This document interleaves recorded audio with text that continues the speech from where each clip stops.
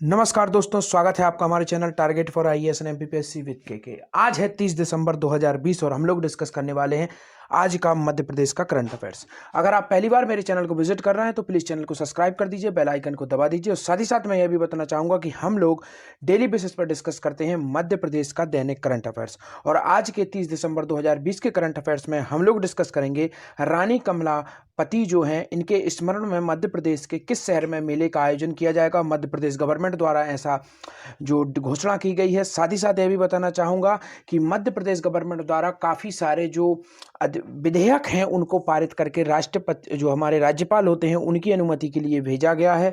तो वह कौन कौन से विधेयक हैं? काफ़ी इंपॉर्टेंट विधेयक हैं। और एक विधेयक, काफ़ी सारे विधेयक पर मंत्रिपरिषद द्वारा लगभग 12 ऐसे विधेयक हैं जिन पर मंत्रिपरिषद द्वारा अनुमोदन दे दिया गया है। और भी अन्य इंपॉर्टेंट करंट अफेयर्स हमें आज के इस करंट अफेयर्स में डिस्कस करेंगे। तो बने रहिए हमारे साथ target with IAS and MPPSC with के। तो अगर आप पहली बार चैनल को विजिट कर रहे हैं तो प्लीज़ चैनल को सब्सक्राइब कर दीजिए। और अगर आप इस लेक्चर की पीडीएफ प्राप्त करना चाहते हैं तो लिंक डिस्क्रिप्शन में है, वहां से आप हमारा टेलीग्राम चैनल ज्वाइन कर सकते हैं। आपको वहां पर पूरे करंट की पीडीएफ्स मिल जाएंगी। जितने भी आगामी एग्जाम्स हैं आपको लगभग 5 से 6 महीने पुराने तक की पीडीएफ्स भी वहां पर मिल जाएंगी। आप वहां जाकर उन्हें एक्सेस कर सकते हैं। तो टेलीग्राम चैनल आपको सब्सक्राइब करना काफ़ी अधिक इंपॉर्टेंट होगा। और भी अन्य जो इन्फॉर्मेशन होती हैं जैसे एग्जाम से रिलेटिव, तो वह सब हमारे टेलीग्राम चैनल पर हम अपडेट करते हैं। तो आप टेलीग्राम चैनल लिंक डिस्क्रिप्शन में है, वहां से आप उसे ज्वाइन कर सकते हैं। तो चलिए आइए शुरू करते हैं बिना समय गवाए हुए। हमारा पहला क्वेश्चन है, मध्य प्रदेश धार्मिक स्वतंत्रता अध्यादेश 2020 को मंत्री परिषद का अनुमोदन किसकी अध्यक्षता में दिया गया? तो मध्य प्रदेश में अनुमोदन दिया गया है धार्मिक स्वतंत्रता अध्यादेश 2020 को। तो मंत्री परिषद ने इसे अनुमोदित किया है। तो किसकी अध्यक्षता में मंत्री परिषद ने इसे अनुमोदित किया है? तो आपका ऑप्शन नंबर 1 है राज्यपाल का अनुमोदन, ऑप्शन नंबर 2 है मुख्यमंत्री जी का अनुमोदन, ऑप्शन नंबर 3 है मुख्य सचिव मध्य प्रदेश शासन का अनुमोदन, और ऑप्शन नंबर 4 इनमें से कोई नहीं। तो किसकी अध्यक्षता में यह अनुमोदन दिया गया है? तो इसका राइट आंसर है ऑप्शन नंबर 2 मुख्यमंत्री जी। यहां मैं आपको बताना चाहूंगा मंत्रिपरिषद की बैठक की अध्यक्षता केवल मुख्यमंत्री ही कर सकता है या उसके द्वारा नियुक्त कोई सीनियर मंत्री। तो यहां पर स्पेशली मुख्यमंत्री ही इसकी जो करता है, अध्यक्षता करता है। तो जो 2020 का अध्यादेश है इसकी अनुमति मुख्यमंत्री जी द्वारा की अध्यक्षता में ही दे दी गई है। यहां बताना चाहूंगा राज्यपाल कौन है? राज्यपाल आनंदीबेन पटेल हैं। यूपी और एमपी दोनों की है राज्यपाल हैं। 7वें संविधान संशोधन 1956 के अंतर्गत यह प्रावधान किया गया था कि एक से अधिक राज्यों का राज्यपाल नियुक्त किया जा सकता है किसी राज्यपाल को। साथ ही साथ बताना चाहूंगा मुख्य सचिव मध्य प्रदेश शासन इकबाल सिंह वैश्य मुख्य सचिव हैं मध्य प्रदेश शासन के। चलिए आइए देखते हैं क्या है पूरी न्यूज। मध्य प्रदेश धार्मिक स्वतंत्रता अध्यादेश 2020 को मंत्री परिषद का अनुमोदन। मुख्यमंत्री श्री चौहान की अध्यक्षता में मंत्री परिषद की बैठक संपन्न हुई। मुख्यमंत्री श्री शिवराज सिंह चौहान की अध्यक्षता में आज मंत्री परिषद की वर्चुअल बैठक हुई। मंत्री परिषद की बैठक में 12 अध्यादेशों का अनुमोदन कर राज्यपाल की स्वीकृति के लिए भेजने की मंजूरी दे दी गई है। तो यह जो अनुमोदन किया गया है मंत्री परिषद द्वारा अनुमोदन किया गया है। और यह अनुमोदन के उपरांत यह कहां पर भेजे गए हैं? राष्ट्रपति की स्वीकृति के लिए इन्हें भेजा गया है। तो चलिए आइए देखते हैं कौन कौन से ऐसे 12 विधेयक थे। काफी इंपॉर्टेंट यह विधेयक हैं और जरूर आप इसकी पीडीएफ एक्सेस कर लीजिएगा टेलीग्राम चैनल पर जाकर, यह काफी अधिक इंपॉर्टेंट होगी। तो मैं 12 के 12 विधेयक आपको यहां पर डायरेक्ट बताना चाहूंगा। तो 12 अध्यादेशों का अनुमोदन कर राज्यपाल की स्वीकृति के लिए भेजने की मंजूरी दी गई। देखते हैं इनमें से कौन कौन से विधेयक थे। तो सबसे पहला विधेयक था मध्य प्रदेश लोक सेवाओं के प्रदाय की गारंटी संशोधन अध्यादेश 2020। तो 2010 में इसे लाया गया था। लोक सेवा गारंटी अधिनियम है जिसके अंतर्गत लोगों को तयशुदा समय में जो भी सरकारी सेवाएं हैं उनको उपलब्ध कराना, और जो भी अधिकारी है अगर वो तय समय में इन्हें उपलब्ध नहीं करा सकता और वह कारण भी नहीं बता सकता तो उसके ऊपर जुर्माने का भी प्रावधान इसके अंदर किया गया था। तो इसका भी जो संशोधन है वह अध्यादेश लाया गया है। साथ ही साथ देखिए मध्य प्रदेश राज्य पिछड़ा वर्ग आयोग संशोधन अध्यादेश 2020 का अनुमोदन। तो जो मध्य प्रदेश राज्य का पिछड़ा वर्ग आयोग है उसका भी संशोधन लाया गया है और इसका अध्यादेश को 2020 को अनुमोदित कर दिया गया है मंत्रिपरिषद द्वारा और अनुमति के लिए भेजा गया है किसकी? राज्यपाल की। इसके बाद देखते हैं मध्य प्रदेश वैट द्वितीय संशोधन अध्यादेश 2020 का अनुमोदन किया गया है। यह टैक्स होता है वैट जो राज्यों द्वारा लिया जाता है, जो अभी भी आपके पेट्रोल और अन्य चीजों पर लगता है। तो वैट द्वितीय संशोधन 2020 का, इसका भी अनुमोदन किया गया है। इसके बाद आप देखेंगे मध्य प्रदेश मोटर स्पिरिट उपकरण संशोधन अध्यादेश 2020, इसका भी अनुमोदन किया गया है। आइए देखते हैं कुछ अन्य यहां पर देखते हैं।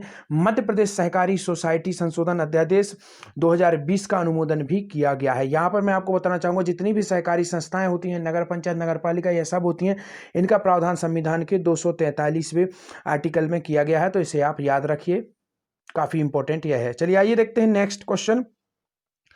और देखते हैं कौन कौन सी इसके अंदर अध्यादेश थे जो इंपॉर्टेंट अध्यादेश हैं। लगभग 12 अध्यादेश थे, हमने यहाँ पर कवर किए हैं। जो इंपॉर्टेंट अध्यादेश हैं वही दंड विधि मध्य प्रदेश संशोधन अध्यादेश 2020 का अनुमोदन करने के लिए भेजा गया है, और साथ ही साथ मध्य प्रदेश भोज मुक्त विश्वविद्यालय है जो उसका संशोधन अध्यादेश 2020 तथा अन्य अध्यादेशों का अनुमोदन करने के लिए भेजा गया है। तो यह थे कुछ इंपॉर्टेंट जो हमने देखे कि जो अनुमोदन के लिए भेजे गए हैं हमारे राज्यपाल जी महोदय के, और जो जिनका अनुमोदन किया गया है मंत्री परिषद द्वारा। और मंत्री परिषद की अध्यक्षता किसके द्वारा की जाती है? हमेशा मुख्यमंत्री के द्वारा की जाती है। और यह सभी बैठकें वर्चुअली थी, और इस तरीके की वर्चुअल बैठक आयोजित करने वाला मध्य प्रदेश प्रथम राज्य बना था। कोरोना काल के दौरान में ही इस तरीके का जो कार्यक्रम थे वह शुरू हुए थे, तो मैं पहले भी आप लोगों को यह बता चुका हूँ। चलिए आइए देखते हैं नेक्स्ट क्वेश्चन, काफी इंपॉर्टेंट यह क्वेश्चन है। रानी कमलापति का स्मरण मेला किस शहर में आयोजित किया जाएगा? जी हाँ, रानी कमलापति हैं, इनका स्वतंत्रता आंदोलन में काफी अधिक योगदान था, गौड़ वंश से संबंधित यह थी। तो इनके नाम पर मध्य प्रदेश के किस शहर में मेले का आयोजन किया जाएगा? यह मध्य प्रदेश गवर्नमेंट द्वारा घोषणा की गई है। तो आपका ऑप्शन नंबर 1 है भोपाल, ऑप्शन नंबर 2 है जबलपुर, ऑप्शन नंबर 3 है उज्जैन, और ऑप्शन नंबर 4 है सीहोर। तो दोस्तों इसका राइट आंसर है आपका ऑप्शन नंबर 1 भोपाल। भोपाल में रानी कमलापति जो है उनके स्मरण में मेले का आयोजन किया जाएगा तथा कार्यक्रमों का आयोजन किया जाएगा, तथा यह गौड़ वंश से संबंधित थी और स्वतंत्रता आंदोलन में इनका काफी बड़ा योगदान भी रहा। चलिए आइए देखते हैं क्या है इनसे संबंधित इंपॉर्टेंट न्यूज। प्रतिवर्ष करेंगे रानी कमलापति का स्मरण, मेला भी लगेगा, बलिदानियों को याद करना जरूरी, सौंदर्यीकरण और विकास के लिए अगले 5 वर्ष की योजना तैयार, शीघ्र लगाएंगे जनता के सामने। भोपाल में 115 करोड़ रुपए के कार्यों का मुख्यमंत्री श्री चौहान ने किया लोकार्पण। तो मुख्यमंत्री जी 115 करोड़ के लगभग कार्यों का लोकार्पण कर रहे थे भोपाल में। उसी दौरान भोपाल में रानी कमलापति की प्रतिमा की स्थापना करके उनके बलिदान को के प्रति आमजन द्वारा अभिव्यक्त किया गया सम्मान है, देश की स्वतंत्रता के लिए जो शहीद हुए, अर्थात इन्होंने देश की स्वतंत्रता के लिए अपने प्राण न्यौछावर किए थे, और उसी के उपलक्ष्य में यहाँ पर यह सब कार्य किया जा रहा है जिससे कि लोग उन्हें याद कर सके। तो चलिए आइए देखते हैं क्या है पूरी न्यूज। यहाँ मैं आपको बताना चाहूंगा रानी कमलापति से संबंधित इतिहास से, क्योंकि इनका उतना अधिक विवरण नहीं मिलता है मध्य प्रदेश के इतिहास में, परंतु काफी अधिक इंपॉर्टेंट महत्व है इनका मध्य प्रदेश की राजधानी से, और गौड़ वंश की एक वीर शासिका यह थी। तो इनका इतिहास मैं आपको यहाँ पर बताना चाहूंगा, क्योंकि कहीं से भी क्वेश्चन उठते हैं तो यहीं से क्वेश्चन बनते हैं, करंट से रिलेटिव करके ही आपको अलग अलग तरीके के क्वेश्चन पूछे जाते हैं। तो यहाँ पर हमें रानी कमलापति का इतिहास जानना काफी अधिक आवश्यक है। तो चलिए आइए आपको यहाँ पर बताता हूँ। मध्य प्रदेश के गौड़ राजाओं और रानियों का स्वतंत्र संग्राम में महत्वपूर्ण योगदान रहा है। कौन कौन से गौड़ राजा रानियों का स्वतंत्रता योगदान में रहा है? जैसे कि आप देखेंगे रघुनाथ शाह, इन्हें तोप के आगे बांध कर जो आपके बुंदेला विद्रोह के दौरान आप देखेंगे इनको अंग्रेजों द्वारा इस तरीके से उड़ा दिया गया था और यह शहीद हुए थे। श्री शंकर शाह, इनका भी काफी बड़ा बलिदान है। रानी दुर्गावती, इनको सभी जानते हैं, आदि का बलिदान इतिहास में दर्ज है। मुख्यमंत्री श्री चौहान ने कहा कि रानी कमलावती ने अपने 14 वर्षीय पुत्र नवल शाह, इनके पुत्र का नाम क्या था? 14 वर्षीय पुत्र थे नवल शाह, को युद्ध भूमि में संग्राम के लिए भेजा, जो शहीद हो गए थे। तो 14 वर्षीय इनके पुत्र थे, वह शहीद हो गए थे। इसके पश्चात स्वयं सम्मान और स्वाभिमान की खातिर रानी ने जौहर किया था। काफी बड़ा यह कदम उनके द्वारा उठाया गया था अपने आत्मसम्मान के लिए। तो भोपाल की झील में उन्होंने जल समाधि ली थी। तो काफी इंपॉर्टेंट है, भोपाल की जो झील है वहां पर रानी कमलापति ने समाधि ली थी। भारतीय संस्कृति में ऐसे बलिदान याद रखे जाते हैं। मुख्यमंत्री श्री चौहान ने कहा कि भोपाल में प्रतिवर्ष रानी कमलापति की स्मृति में कार्यक्रम होंगे, जिससे प्रदेश के गौड़वाना अंचल के प्रतिनिधि भी शामिल होंगे। तो जो प्रदेश के गौड़वाना अंचल के प्रतिनिधि हैं वह भी इसमें शामिल होंगे, और प्रतिवर्ष इनके याद में मेले का आयोजन और विभिन्न कार्यक्रमों का आयोजन किया जाएगा। यहाँ पर मैंने आपको रानी कमलापति जी का इतिहास के बारे में कुछ बताया, और इनका रानी कमलापति पैलेस महल भी भोपाल में ही स्थित है। अगर आपको कहीं पर किसी भी एग्जाम में क्वेश्चन मिलता है तो रानी कमलापति का महल या पैलेस कहां पर है, तो वह भी भोपाल में स्थित, और इनके नाम पे चौराया भी है। तो यह सब आपको याद रखना है। तो चलिए आइए देखते हैं, जैसा कि डेली बेसिस पर पूछता हूं मैं आप लोगों से क्वेश्चन, और हमारा आज का क्वेश्चन है काफी इंपॉर्टेंट। लाइफ टाइम अचीवमेंट जो अवार्ड है 2019 सम्मान किसे सम्मानित किया गया था मध्य प्रदेश में? तो काफी इंपॉर्टेंट यह क्वेश्चन है। कल जो हम लोगों ने डिस्कस किए थे गेम्स, उन्हीं से संबंधित यह क्वेश्चन है। आई होप आप लोग जरूर इनका आंसर देंगे।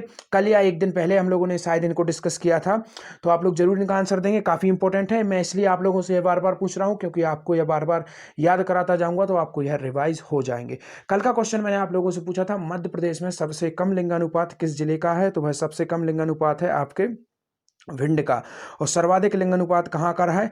बाला का है, बालाघाट का है। इसके बाद बालाघाट के बाद कौन सा आता है आपका? अलीराजपुर का। उसके बाद सबसे अधिक आता है, फिर आता है आपका मंडला का, और फिर आता है आपका डिंडोरी का। यह सबसे अधिक आपके लिंगानुपात वाले जिले हैं। और लिंगानुपात, सर्वाधिक लिंगानुपात वाला जिला मैंने आपको बताया। अब मैं आपको बताना चाहूँगा सबसे कम लिंगानुपात वाला जिला हमने देखा भिंड है, तो सबसे कम लिंगानुपात वाला जो संभाग है वह कौन सा है? वह है आपका चंबल। और चंबल के बाद में कौन सा संभाग है सबसे कम लिंगानुपात वाला? तो चंबल के बाद में सबसे कम लिंगानुपात वाला संभाग है आपका ग्वालियर। और ग्वालियर के बाद सबसे कम लिंगानुपात वाला जो संभाग है वह कौन सा है? सागर संभाग है। और यहाँ पर अब हम लोग देखते हैं जो आपके हमने देखा था कि सबसे अधिक जो जो हमारा लिंगानुपात वाला जो जिला था जो कि हमने देखा था, उसमें सबसे अधिक जो संभाग है लिंगानुपात वाला वह है आपका जबलपुर। उसके बाद में है आपका इंदौर, और इंदौर के बाद में है आपका शहडोल। तो यह काफ़ी इंपॉर्टेंट जनसंख्या से संबंधित कुछ इंपॉर्टेंट फैक्ट्स थे। यहाँ पर यह भी बताना चाहूँगा कि मध्य प्रदेश में सर्वाधिक जनसंख्या पाई जाती है एसटी की। पूरे भारत में लगभग 21% जनसंख्या पाई जाती है, और सबसे अधिक एसटी की जो जनसंख्या है मध्य प्रदेश में तो वह आपकी पाई जाती है। यहाँ पर आप देखेंगे विभिन्न जिलों में। इसके पहले मैं बताना चाहूँगा एससी की जनसंख्या आपको बताना चाहूँगा। एससी की सर्वाधिक जनसंख्या कहाँ पर पाई जाती है? यह इंदौर में पाई जाती है। और यहाँ पर सेकंड देखेंगे, इंदौर में इसकी जनसंख्या सबसे अधिक पाई जाती है। परसेंट इसका सबसे ज़्यादा पाया जाता है उज्जैन में एससी का। और एसटी की जो सबसे अधिक जनसंख्या है वह धार में पाई जाती है। तो काफ़ी इंपॉर्टेंट है, यह आपको याद रखना है। तो thank you so much watching this video. अगर आपको वीडियो अच्छी लगी हो तो चैनल को सब्सक्राइब कर दीजिए, बेल आइकन को दबा दीजिए, और साथ ही साथ PDF को जरूर एक्सेस कर लीजिएगा। Thank you so much watching this video.